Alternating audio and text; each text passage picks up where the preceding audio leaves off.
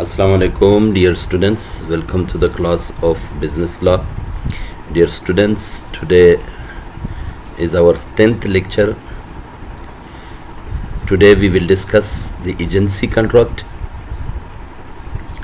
Dear students, from lecture 1 to lecture 8, we studied all terminologies related to the valid contract. In lecture 9, we started the special kinds of contracts.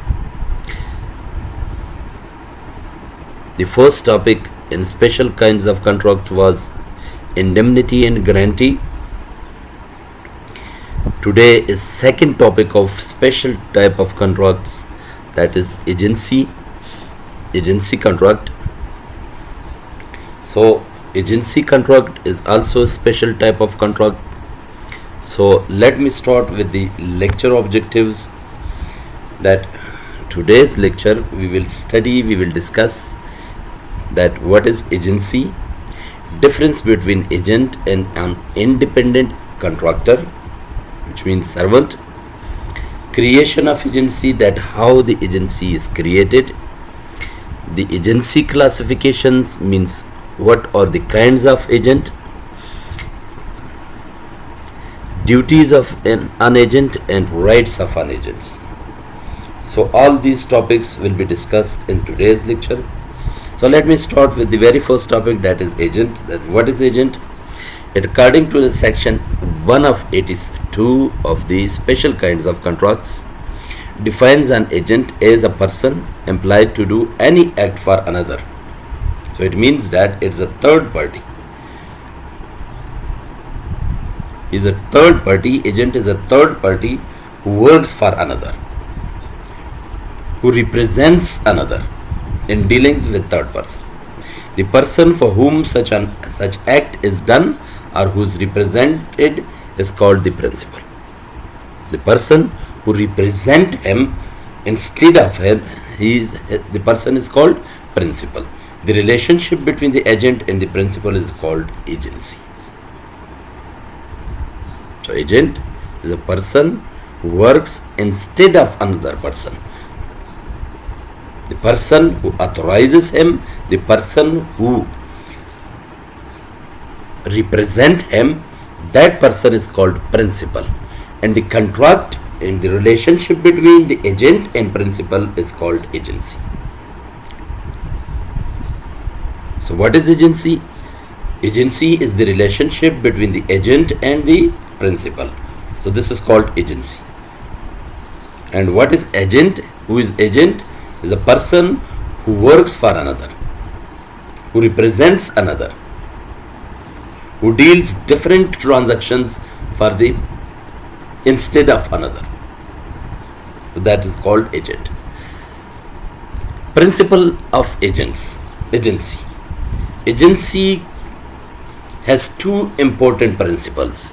The first important principle, whatever a person can do personally shall also be allowed to be done through an agent. Any kind of activity that a person can do, agent also can do that activity. Any kind of activity, any kind of transaction that a person can do personally, so the agent also can do that activity, that performance instead of the principal, except the personal nature of services. We also studied the personal nature of services in the previous lectures. For example, painting is a personal nature of activity, performance, so agent cannot do instead of the principal. Marriage, we can say that marriage cannot,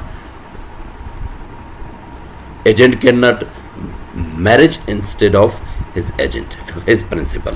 Singing is a personal nature of the activity, so this activity is forbidden by the agent. So without these etc., without personal nature of activities, agent can do any kind of activity instead of principal. So this is important principle. Second principle, important principle, he who does not act through a duly authorized agent does it by himself. This is second one. If any person will not authorize any kind of agent for instead of him. So the activity must be done by himself, by the principal. For example, the act of the agent are considered the act of the principal. So simple. Act of the principal agent is considered act of the principal. It means that we consider like that, we think like that, that the activity of agent is same like the activity of the principal, because principal authorizes him to do an act. Clear? Next, who can be an agent? A person who is of age of majority. It means that minor person will not be agent for the principal. According to the law to which he is subject and who is of sound mind may be an agent. The person who is on age of majority, who is person who is in sound mind, a person who is not insolvent, the person who is not convict, same like all the principle, all the characteristics of a contract are applied to the agent. Agent must be on sound mind, agent must be not insolvent, agent must be the not unconvict, agent must be of sound mind. So these are all the characteristics of a contractor. So the characteristics of contractor are applied to the agent. The function of an agent is to bring his principal into connectional relation with third party. What is the purpose of agent? Agent brings connection, relationship between the principal and the third party. The agent is merely a connecting link between the principal and third party. So he is an agent, he is a middleman who brings connection, who brings relationship between the principal and the third party. So he is an agent. Difference between an agent and a servant. Scope of authority. In the case of agent create contractual relationship between the principal and third party, but on servant cannot create contractual relationship between its employer and third party. So this is difference between the agent and servant. The second difference, an agent receives commission for his service, but servant is generally paid salary or wage to him. So this is also difference. Agent gets commission. He has not. The agent has not monthly salary or weekly wages or daily basis wages, but the servant has weekly or daily or monthly salaries. On whose behalf an agent may work for several principals at the same time. Maybe he is an agent. He can do work for several principals in a meantime, but a servant can serve only one master at a time. So this is also difference between the agent and servant. Control. An agent is not subject to the direct control and supervision of the principal. Well, before we discuss that, a principal can actively do 3 to 4 activities in the meantime for 3 to 4 principals, more than one principal. So if he is free, he can do performance, he can done performance for more than one principal, then he is not controlled by the one principal. But in the case of servant is controlled by the principal. The direct control and supervision of his master and must follow all his reasonable orders. Liability of principal. The principal is liable for all the wrongful acts of his agent. In the case of agent, the principal is liable for all the wrongful acts of the agent which are within the scope of his authority.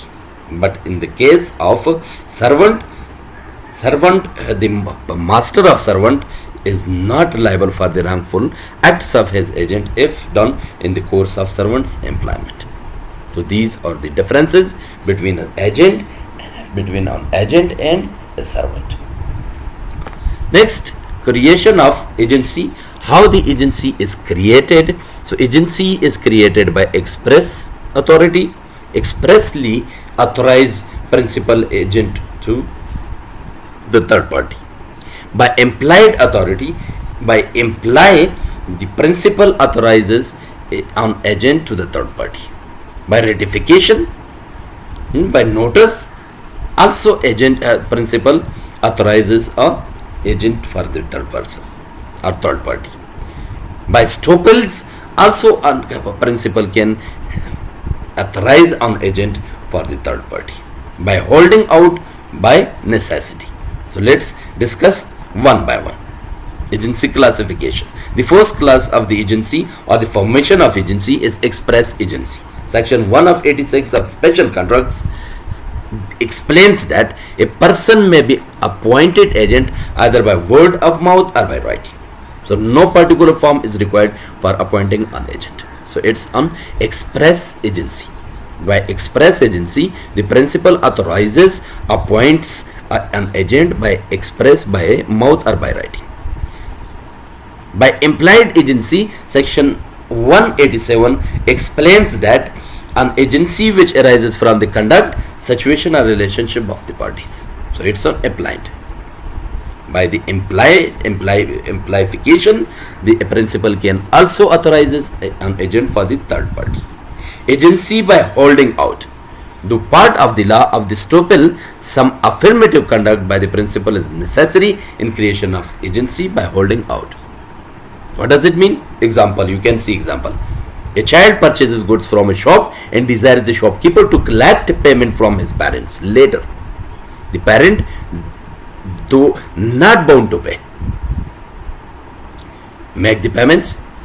Although the parents are not bound to pay to the shopkeeper, but parents pay to the shopkeeper. After a few days, the child again makes purchases from the shop on the credit of the parents. Now, the parent would be bound this time because by making payment earlier without raising any objection, they had held their child out as their agent for making such purchases. If the parents of the child on the first time the child purchases the goods from a shopkeeper, if on the first time parents of the child raise objection that why you provided goods to my child because he is not majority, so at that time he is not held, the parents of the child is not held liable for the payment of the shopkeeper. If he has no objection on the first time, on the second time he is liable because on first time he has not objection. Now and on second time why he is objecting? On the first time he was not objecting, on the second time he is objecting. This first time payment shows that, denotes that the child is agent for the parents. So this is called the holding out agency. Clear? Next, agency of necessity. The arise where there is no express or implied appointment of a person agent for another, but he is forced to be act on behalf of a particular person. It's kind of necessity agency. There is no word of mouth, there is no by writing, by any kind of payment, but this kind of agent, it becomes on the base of necessity. There is necessity, so the agent works on behalf of the principal. For example, a horse was sent by rail at the destination. It was not taken delivery by the owner. Owner did not deliver the horse to the rail master. The station master had to feed the horse. Held station master became the agent by necessity, and hence the owner must compensate him. So you can see that owner of the horse sent a horse by rail for a destination. For example, the owner of a horse sends on horse from Kabul to Jalalabad by any kind of rail or by truck or by any kind of vehicle. But on the way from Kabul to Jalalabad, the horse used feeding by money.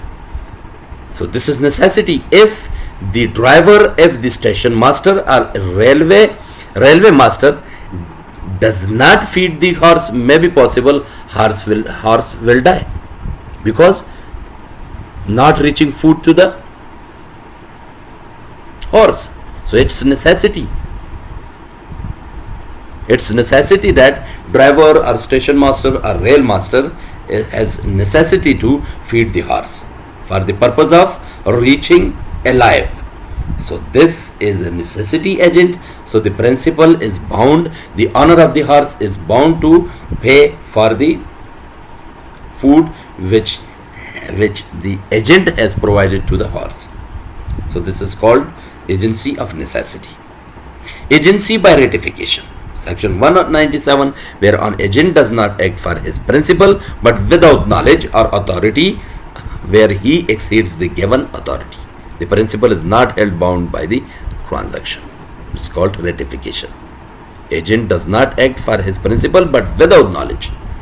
He don't know that who is my principal. He does any activity on behalf of principal. At that time, the principal is not bound to pay or not bound to make transaction on the behalf on that agent's performance, because it's agency by ratification. And section 197 of the special kind of contracts explains that if the agent does not know that who is my principal and he does any kind of activity on the behalf of principal, so principal is not bound to pay for the transaction of agent, because he's not aware of his principal. Next, classification of agents or agents may be on commercial agent, such as broker. A broker is mercantile agent engaged to buy or sell property or to make bargains and contract between the engager and the third party for the commission. So a broker is a person who gets commission and make relationship between the principal and between the third party. So it's called broker. Next, a factor is a mercantile agent who is entrusted with the possession of goods with an authority to sell the same. So he is a factor. Factor is a person who sells goods on the behalf of principal to the customers, and he gets remuneration or he gets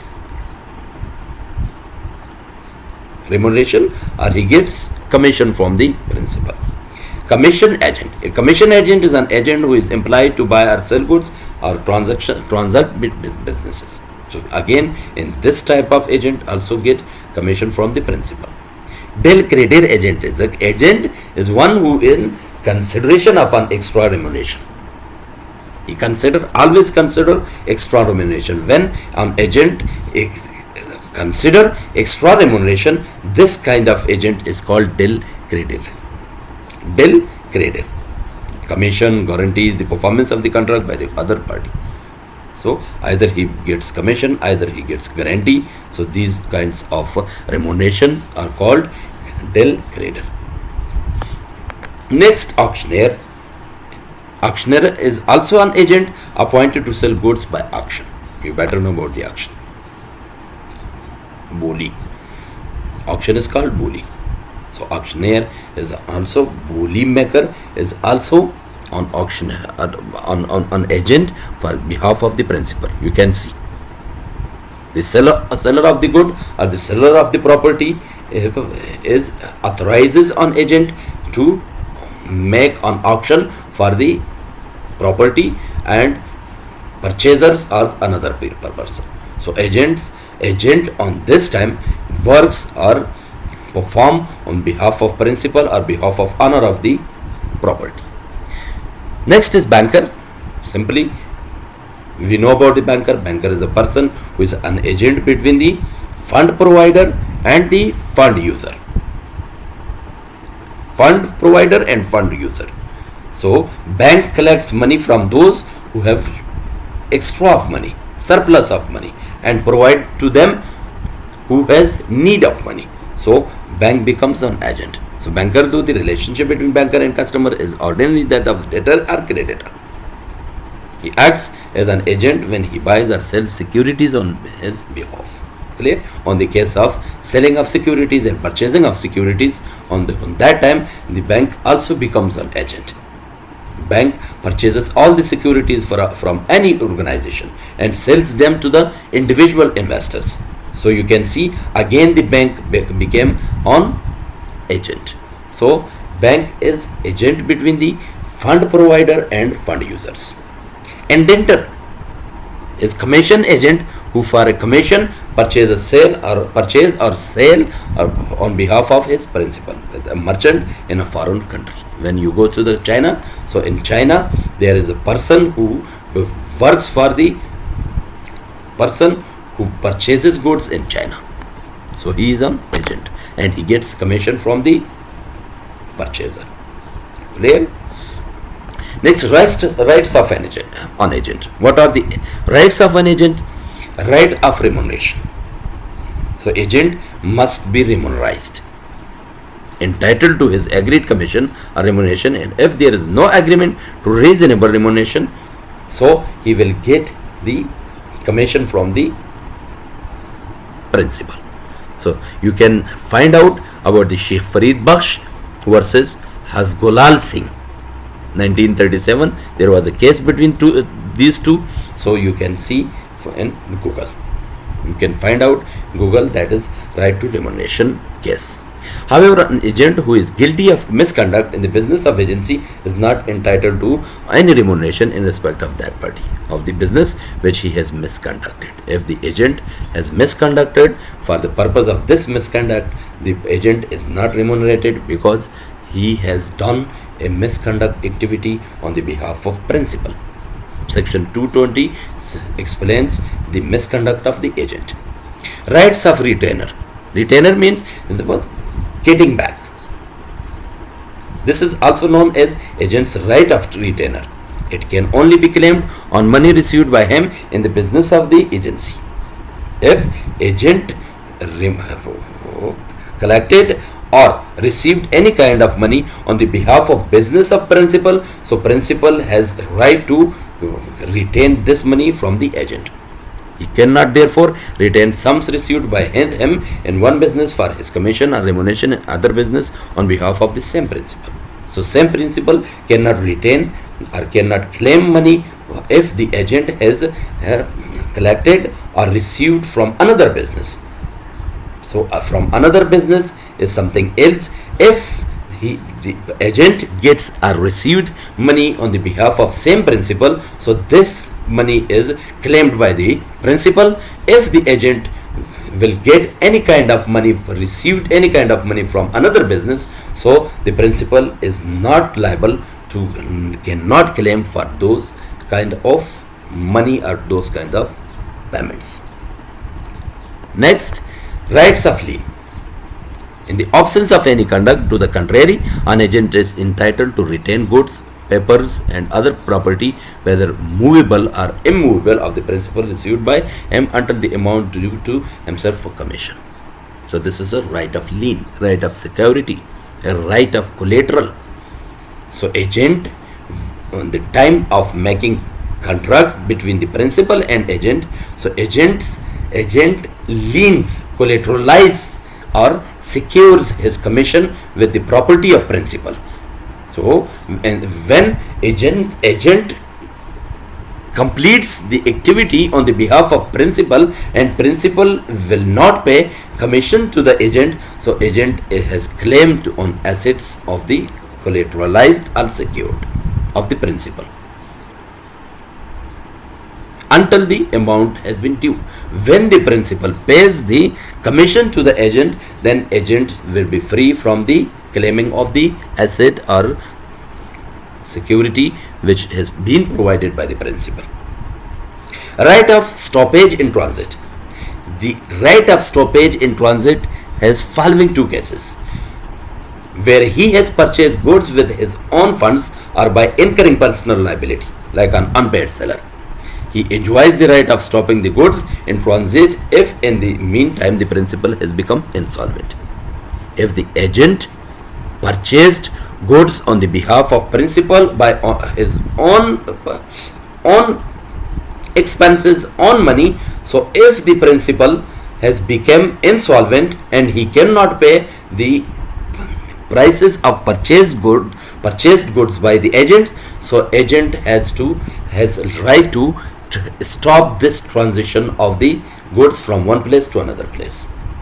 The next, where the holds himself liable for the price of goods sold, for example, bill creditor agent. he has exercised the unpaid seller's right of stopping the goods in transit in case it buyer's insolvency. If the buyer became insolvent, so the agent has a right to sell these goods to another person, and he will get the right of del creditor. Mean he will get consider extra remuneration from the principal, because the one buyer became insolvent and he sold the goods to another buyer. So its selling of goods to another buyer will get the del creditor consideration for the agent. Next, right of indemnification. The principal is bound to indemnify on agent. Before we talked about indemnify means security. So the principal is bound. The agent is right to get indemnification from the principal in consequences of law acts done by the agent in exercise of authority conferred upon him. So section 222 explains the indemnification of the agent. That agent must be indemnified, agent must be secured, agent must be protected. So example, you can see the example of Singapore and destruction from A of Kolkata. You can see this example. According to section 2 of 24, an agent cannot claim indemnification for a criminal act if there is a contractual agreement between the agent and the principal that the agent will do a criminal act. So according to the criminal act, the principal is not bound to agree to do so. Principal is not bound to secure or indemnify the agent, because the action is criminal action. It's the opposed to the law. You can see the example that be it C and agrees to indemnify him agent against all consequences of that act. There B thereupon bids can has B has pay damages to C for so doing. A is not liable to indemnify B for those damages. Right to compensation for injury caused by principal's neglect. If the principal neglects the unskilled activities on the consequences of unskilled activities, the agent becomes injured. So this kind of agent will be remunerated or will be compensated the agent for the injury of his body. You can see example. Duties on an agent. First duty of an agent is to agency according to the principal direction. When the principal authorizes an agent, so agent must do according to the principal's direction. You can see the case of Lilly versus AAD in 1881. The agent should conduct the business with the skills and diligence that is generally possessed by person engaged in similar business, except where the principal knows that agent in wanting these skills. So agent must have a special kind of agents in the special activity. When principal want any kind of skill from the agent, so agent must have this kind of skill for the purpose of consequences. Section 212 of special kind of controls explains the agent's skill. To render proper account, section 213, rendering account does not mean showing the account supported by the voucher. You can see the case of Anand Prasad versus Darkanath. We can easily understand the render proper account. In cases of difficulty to communicate with the principal, section 214.